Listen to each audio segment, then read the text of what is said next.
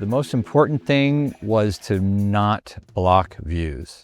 Everywhere you are on this property, for the most part, you can see the ocean and you get that feeling like you're on a beach. And it's very unique in the Keys. So we wanted to keep the authenticity of that feeling of being on the beach, where everywhere you go, you kind of get peeks of the ocean. I'm Craig Reynolds. I'm a landscape architect based in Key West. I want people to feel when they come here like it's always been here. That's first and foremost. Like it was just an old fish camp that maybe was cleaned up a little bit. But I also want them to feel like the architecture is grounded in the garden and it's not fussy, it's not over-designed, and everything, again, to go back what I was saying earlier, was everything is about seeing the ocean and being part of that ocean. So you really feel that, it's a term we use a lot in our business, sense of place. So it really feels like what it is. So the way this project started, like a lot of them, is somebody will call us or email us. And in this case, Mark's good friend for, I believe, almost 40 years, his architect, called me from Chicago and said he wanted to meet me here and talk about the project.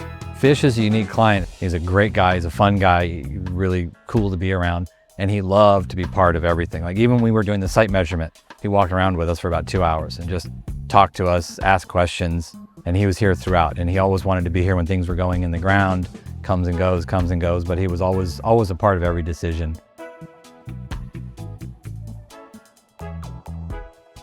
One of the biggest things that sets Marquee apart from other places I work on is the size, the number of buildings, and how they're located so they're not on top of each other. There are so many places in the Keys have these little micro spaces where you're transiting through or next to a building. This place feels like you're in a park, almost like a residential park. The process of getting to where the garden is now and the property is now, it first started where there was going to be another guest house over where the pool is. There was going to be another building here that you would circulate around and drive and everything like that. And it was much more of a resort type feel. And then as that planning process happened, we all kind of realized that what was here was really special and unique, and that's all we needed. We just needed to sort of freshen up what was here. And we moved one little building around to get it out of the way for the pickleball court. But basically, it became this property where we just accentuated what was here. So it felt like an old fish camp instead of overdoing it and making it feel overly built.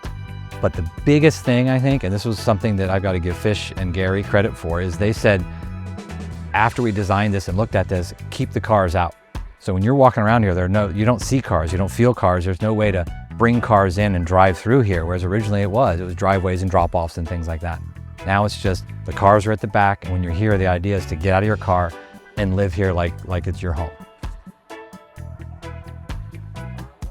My favorite area is the entrance to the main house, because you feel like you're coming in the back door, like you're a friend or a neighbor, and you've been invited over. But even though that's the front door that they use every day, and it's just a grouping of palms, some privacy plantings from for the driveway, and no pavement. You just, like, it's all sand, so you just feel like you're just kind of sneaking in, and you open up into this incredible kitchen living room area.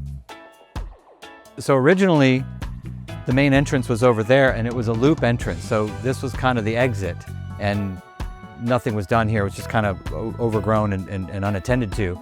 So as we looked at the whole property, we realized this is really the better way to come in. And when you open those gates, you have a clear shot right out to the ocean. So it's a perfect place to come in. So we eliminated the other entrance, made it pedestrian entrance, and then turned this into the main entrance. Here what we have is, that's a native silver thatch palm in the background. We have monstera underneath, which is a shade-tolerant philodendron. Aglaonemas across the front, and liriope to keep the edge clean. But then these three palms, which are kind of unique palms, you don't see them a lot in the Keys, is called carpoxylon. And it has that big, long green crown shaft, which is kind of unique. It's very sculptural. The approach to blending the natural beauty with the design and the architecture is kind of simple. It's just do less. So I picked native palms, like the thatch palms and sable palms, and placed them in a way that they weren't in an organized row, kind of randomly spaced, but in groups. And that made it feel like it's always been here. The oceanfront planting impacted our plant selection greatly, because you have salt spray constantly. Even though you might not see it or feel it, it's there. Some of my favorite plants on the property are, number one, I just love natives, and the native thatch palms and sable palms and things like that make it feel like it's authentic. But then you add in things that aren't native, but I call them sort of Caribbean natives because they do well here. They're not they're not from outside of this area enough that they're not going to do well. Like there's the Japanese perfume bush, which is in front of this cabin here. So it's a beautiful plant, standalone plant, like an accent, almost like a sculpture. And then when it blooms, obviously from the sound of the name of it, you get a fragrance from it. The plants on the side of it, these are Tahitian gardenias, which are a tropical gardenia, larger leaf, likes full sun, can also handle shade. There's another one there and more over there. So we're repeating that theme, so it feels like it's continuous. And then there's like the Bismarckia palms here, which is a big, strong bit of silver color, which draws your eye. That's the other thing I like to do with these, the interesting, more unique plants, is put them in places where they're like sculptures, so they pull your eye in a place, and they create that view and that composition that has some interest, like a little punctuation. So that's called an Acalypha Java White, which is a family of plants that has a lot of different colors of leaf, and the Java White is a hybrid, which is light colored like that, so it brightens up what would otherwise be a dark background. So this tree was one of the few existing trees on the property. Brazilian beauty leaf, Calophyllum is the botanical name, and all we had to do was trim it up, clean it up a little bit, and there you go. The idea is to put hanging candle lights in this and have a dining table underneath this when they have events. The outdoor spaces encourage guests to circulate through the property by placing gathering nodes, if you will, around. Like the one by the pickleball court is paved with a seat, so you want to go to it and have a view of that area.